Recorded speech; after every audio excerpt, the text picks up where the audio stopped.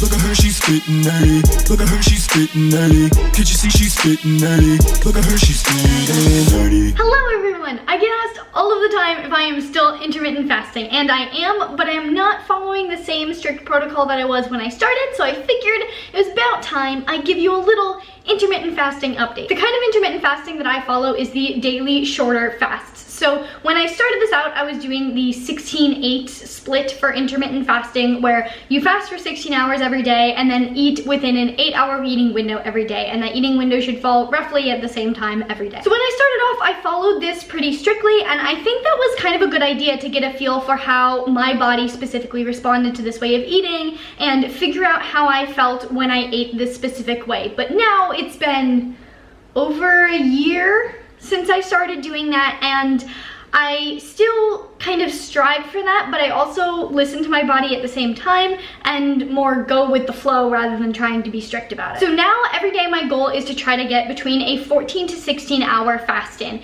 If that doesn't happen for whatever reason, I don't worry about it, like, at all. And my schedule is a little intense, so sometimes it can be very difficult to get that eating window in. So how my schedule works right now is I wake up at 8:30 a.m., leave my house at 9 a.m., get to work at 10 a.m., and then I work until between 7 and 8 p.m. and I try to go to the gym 3 days a week after work, so I'll usually be at the gym on those days until between about 10 and 11 p.m. and then I get home, make dinner, and then do whatever work I need to do for YouTube, and then go to bed and do it all over again. On days that I don't go to the gym, I get home between 8 and 9 p.m. and then I eat dinner within an hour or two of getting home. So how my eating schedule works around all of this is I try to eat dinner between 9:30 and 11:30 p.m. depending on if I go to the gym or not, and then I usually break my fast between 2 and 3 p.m. So I'm consistently getting between a 14 and 16 hour fast pretty much every day. And if I wanted to, I could make sure that I'm getting my 16-hour fast every single day, but A, that's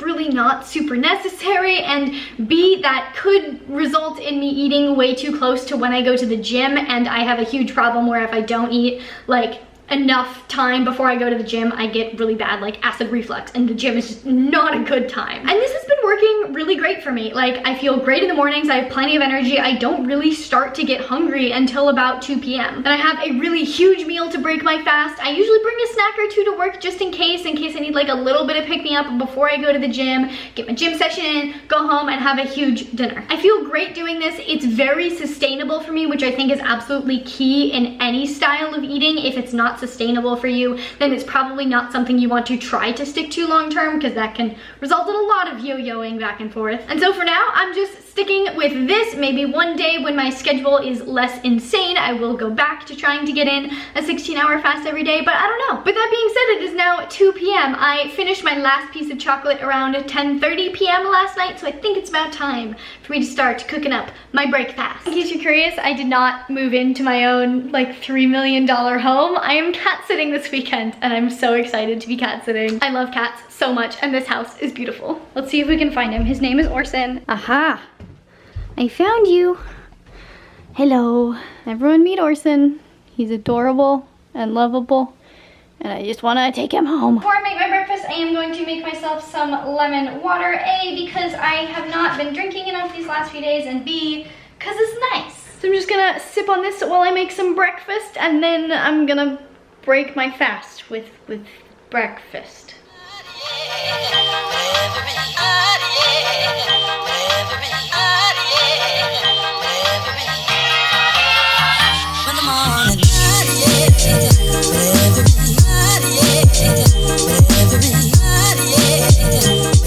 For timing purposes, it is now 2:33 as of when I will break my fast. So for breakfast, I have approximately 4 eggs, half an avocado, 1 piece of bacon, and some sausage that I got from Butcher Box that I just brought along with me. I really like to break my fast with a high-fat, moderate protein meal because it won't spike my blood sugar as much. Also, this looks amazingly delicious. Like, I can't wait to eat this. Hi there. Oh, you're so pretty. You're so pretty. I want to steal you. Hi.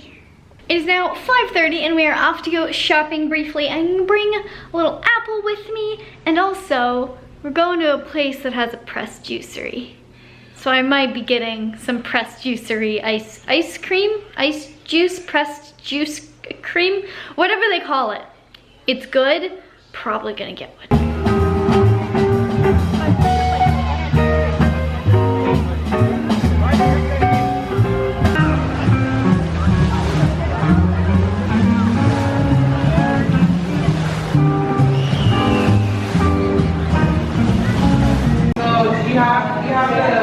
I think I'm gonna do the chocolate, the cacao drizzle, almonds and coconut, please. Got my freeze from Press Juicery. If you are looking for a good like ice cream substitute, freezes from Press Juicery are the best thing that you could ever get. I also wanted to take a second to talk about, hopefully you can hear me, there's like a jazz band in the background, but I want to take a second to talk about how I approach intermittent fasting more intuitively now. When I first started getting into it and learning about how my body responded to it, I was pretty strict in like the fasting for 16 hours a day, eating in an 8-hour window. But now I know how my body feels when I do it. I know what's normal and I know what's not. And so if there's a day where I wake up and I'm immediately hungry, that's very unusual for me. Usually I'm not hungry until 2, but if I wake up and I'm hungry, I'll eat because I know that something is different, and so I should probably respond as though something is different and do something differently. I think that's really important to keep in mind with any diet or any style of eating, that you don't have to stick to it rigidly every single day. You should listen to your body and respond to what it is telling you, and if you're fine to keep going with that one diet consistently, great.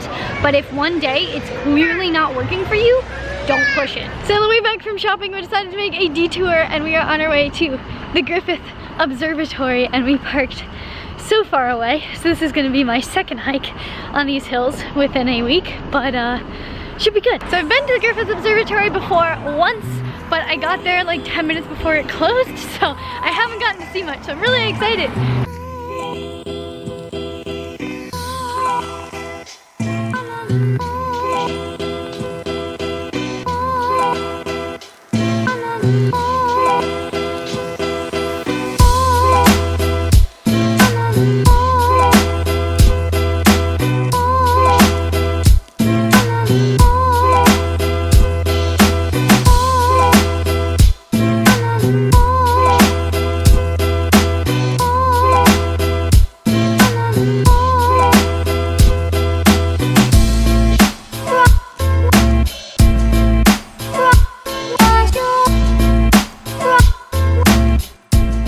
This is why tracking your weight is useless. Weight is relative.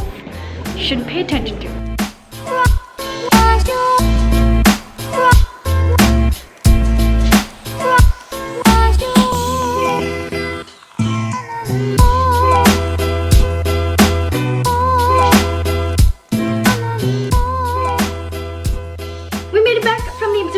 Safe and sound. That was so much fun. I was so excited to be surrounded by science and space. But there was a lot of traffic and it took us a while, and now it's like 9:30. So it is dinner time, and for dinner tonight, I'm so excited because I got another Green Chef box. I loved this so much last time, not only because it made everything like super quick and easy and everything was pre-prepared and I didn't have to think about dinner, but mostly because it had a few things in there that I didn't think I was gonna like very much. Like, before I got my last Green Chef box, I did not like shrimp. I am now going and actively buying shrimp because it was that good in the box where I'm like, oh, I guess it actually doesn't have to be horrible. And it's probably partially because usually I'm way too lazy to like make my own dressings and sauces, but the box comes with like all of the pre-made dressings and sauces and spices and everything, which obviously give everything so much more flavor, and it cuts out all of the time that we required making like a tiny little bit of dressing, because usually I just don't do it because it takes too long. So we're gonna get cooking, but before we do, just so you know, if you want to get $50 off of your first Green Chef box, you can go to greenchef.us/Marissa. That's Marissa with one S, M-A-R-I-S-A, and I do highly recommend it. It's amazing. So every box comes with 3 recipes, although I made one of these last night, so this one is no longer an option. I made the roasted chicken with romesco, and this also had tomatoes and roasted red peppers. 2 things I really don't like, so I was kind of doubting this dish, and it blew my mind. Like, it was really good. So tonight I'm choosing between Thai steak flatbreads and bacon sweet potato chili, and honestly, think I'm gonna go with the flatbreads because that just sounds amazing right now. And also all of these meals are paleo. I picked the paleo box option. One of the reasons I love Green Chef specifically so much as opposed to any other like meal delivery service is that they have so much variety when it comes to which boxes you can choose to fit whatever diet you're following. You can do, I think, paleo, vegan, vegetarian, keto, gluten-free, omnivore, and carnivore, where carnivore is just every dish includes meat. It's not like only meat. So if you're on any of those diets, you can literally just order from Green Chef and all of the things that you get in your box will be compliant with that diet.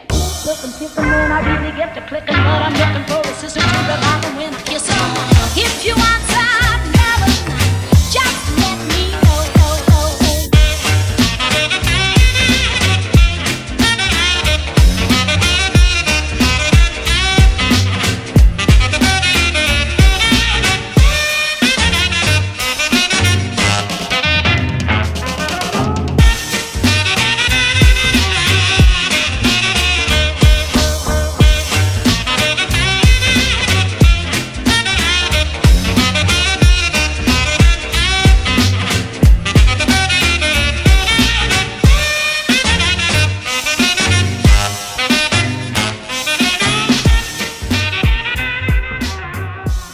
And voila, the final product. Got my steak Thai flatbreads with a side salad topped with butternut squash and other delicious things, and a little bit of extra salad on the side because it didn't all fit on the plates. Does this not look like a gourmet dinner to you? Hello. This is gonna be amazing. I feel like a professional chef because in my humble opinion, this turned out amazing and it's so good. So I am so in love with this dinner. I'm so excited to make the chili tomorrow night. And one more thing that I absolutely love about Green Chef is the fact that it is certified organic and each ingredient is super thoughtfully sourced. They actually have a blog that I'll link down in the description where you can read about the like different farms that they source from and everything. And so you can kind of track how they get the food from being planted to being on your plate. So that's awesome. Because you guys know how much I value knowing like where my food is coming from. That's why I shop at the farmer's market all the time so that I can meet the farmers. You can meet the farmers via their blog if you wanna. So we're gonna finish our dinner, and in the meantime, do remember that you can go to greenchef.us/Marissa to get $50 off of your first Green Chef order. I highly recommend it. Do it now. You'll be eating amazing food for a week. It's worth it. Only one S. Yes, M-A-R-A-S-A. What S? Thank you. Eve and Orson wanted to eat some of our dinner tonight, didn't you? Yep. You were trying to sneak some steak. Anyway, it's now about 10:30 and I'm gonna have 2 little squares of my Go Raw chocolate. It's literally just cacao and agave. I have chocolate pretty much every day, without fail. And that will be all that I eat in my eating window for the day. And this is a pretty typical day for me for my eating window for intermittent fasting. I do have an entire playlist on basically all of my thoughts about intermittent fasting, so I will link that down in the description in case you have any specific questions. I did an entire Q&A video about it. I have lots of videos about my experience doing it, so if you want to know more, check those out. In the meantime, please do give this video a big thumbs up if you liked it because it really does support me and my channel and I really appreciate it. Please share this video with all of your friends and your neighbors and your intermittent fasting buddies. Please subscribe for more videos and hit the notification button so you don't miss those videos, and I will see you very soon. Bye.